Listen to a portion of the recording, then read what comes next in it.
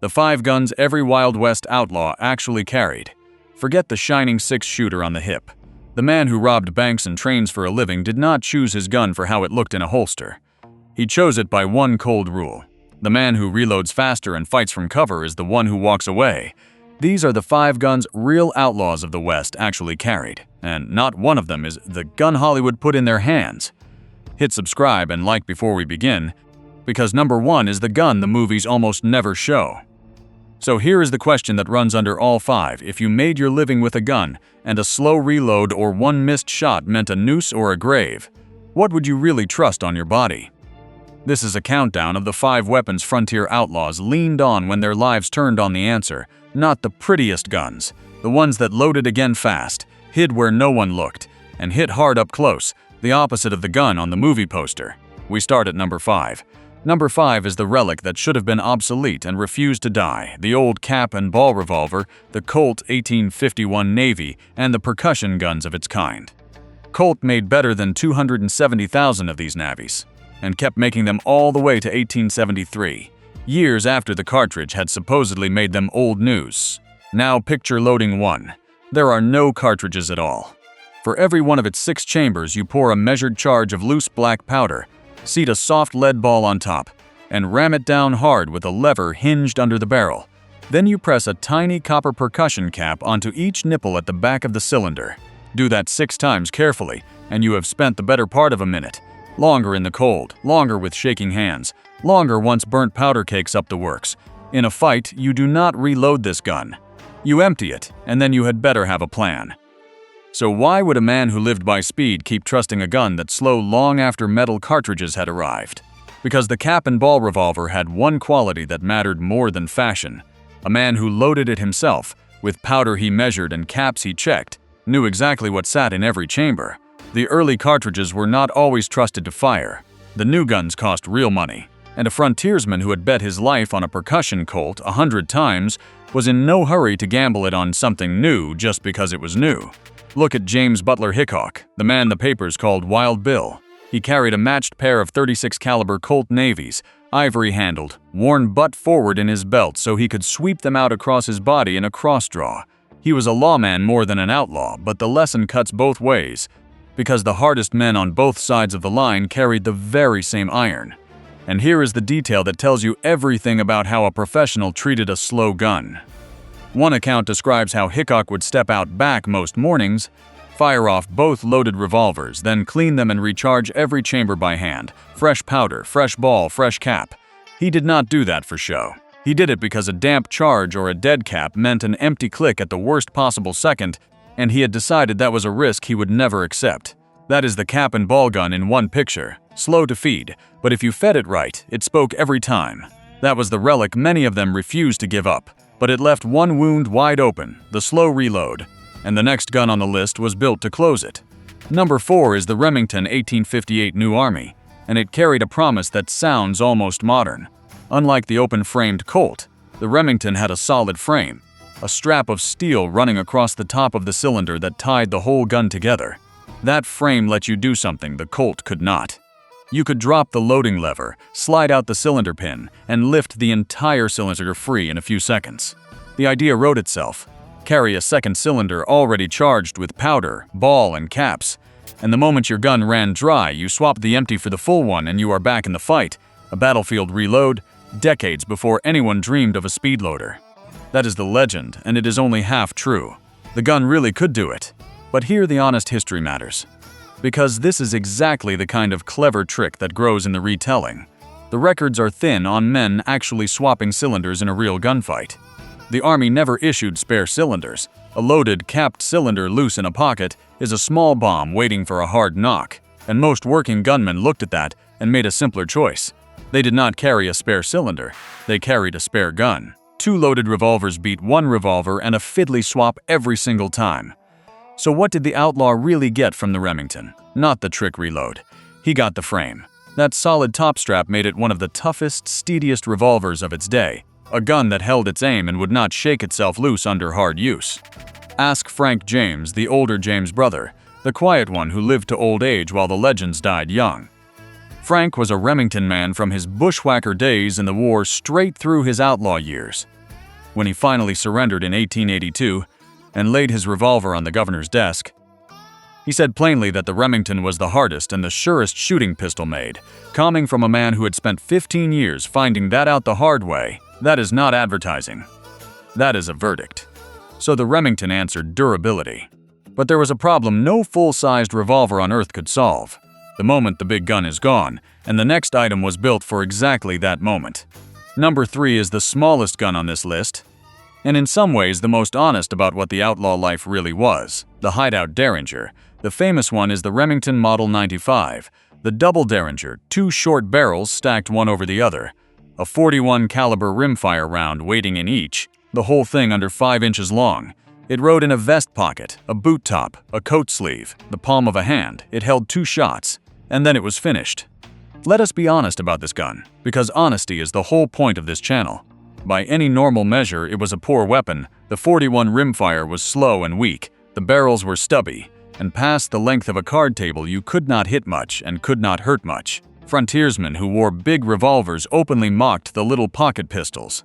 And none of that mattered because killing at distance was never the Derringer's job. Its job was the end of the world, up close. The moment your big gun is empty, or knocked from your hand, or still sitting in its holster because the other man moved first heart. The moment you are at a card table with a stranger 2 feet away who has just decided you are going to die tonight. How deadly is a toy-sized gun at that range? The most famous killing ever done with one happened back east, when a single ball from a small pocket pistol, fired at arm's length into the back of a head, killed a president of the United States. That is what a Derringer is, useless across a street. Lethal across a handshake. So the smart outlaw, the gambler poor, the man who sat too often with his back to too many strangers, always kept a second weapon the other man never saw. When his first gun failed him, the last word came out of his sleeve. That was the gun that hid. The next one did the exact opposite. It did not hide, and it did not even ask you to aim.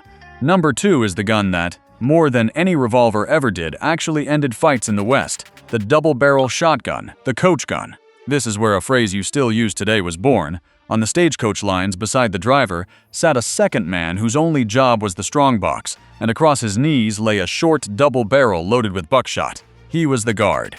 He was riding shotgun, and every road agent in the country understood what that short barrel meant, because a revolver asks you to aim, and a shotgun does not. At the range where most frontier killing actually happened, across a room, across a coach, 10 or 15 feet in the dark, one barrel of buckshot needs no marksman.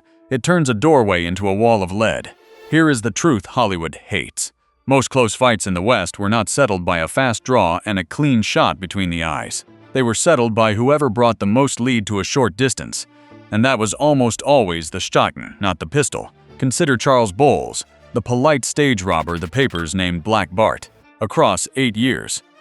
Between 1875 and 1883, he held up 28 Wells Fargo stages across Northern California, on foot, in a flour sack mask, stepping out of the brush with a double barrel leveled at the driver and asking only for the strongbox, never the passengers. And here is the part that proves the point better than any killing could. By most accounts, that shotgun was never even loaded. He never fired it. Not once in 28 robberies. He did not have to. The sight of those 2 barrels was enough to make hard-working drivers hand the box down without a word. That is the kind of fear a shotgun carried. Now turn it the other way, because the same gun that frightened men into surrender could do far worse than frighten. The records describe how Virgil Earp, walking a Tombstone Street on a cold night in the winter of 1881, was cut down from cover by men with shotguns hidden in an unfinished building across the way. Buckshot ripped through the dark and shattered his arm so badly he never had full use of it again. No duel, no fast draw, just buckshot from the shadows. The men who lived this life knew exactly which gun won the close, ugly fight, and it was never the one on the movie poster. But there was one gun an outlaw prized even more than the shotgun, because the shotgun still left him staring at the same old nightmare. 2 barrels, then empty. And the empty gun was the single thing that killed more outlaws than any sheriff ever did. The number 1 gun on this list was the one that finally solved it. Number 1 is the Smith and Wesson Model 3 and its cavalry cousin, the Schofield, and the reason it tops this list is mechanical and merciless. It was a top-break revolver.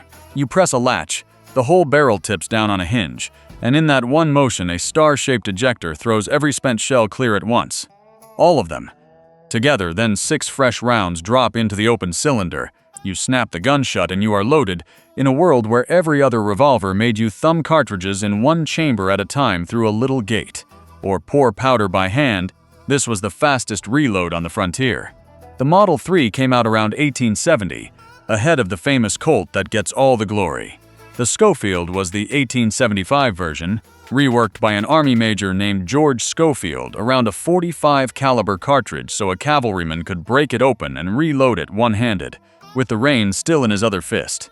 Now put yourself back inside the cold rule we started with. The man who reloads fastest is the man left standing. For a robber, the danger never ended when his gun ran dry. That was the exact moment it began. The posse does not stop. The guard does not stop. Whoever gets 6 fresh rounds back into the fight first rides home, and everyone else gets buried or hanged. So who on earth would want that gun more than a man who robbed for a living and knew the second half of every fight was a foot race to reload?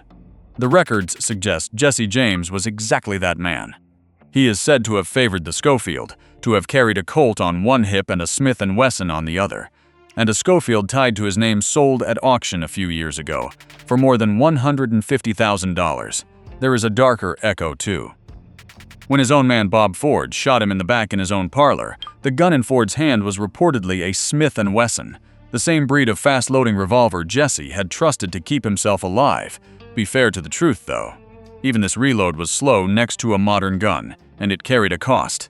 The top brake frame opened in the middle, which made it a little less rugged than a one-piece Colt, and in the end the Army kept the Colt as its standard sidearm. For most men, the solid Colt was the safer all-around bet.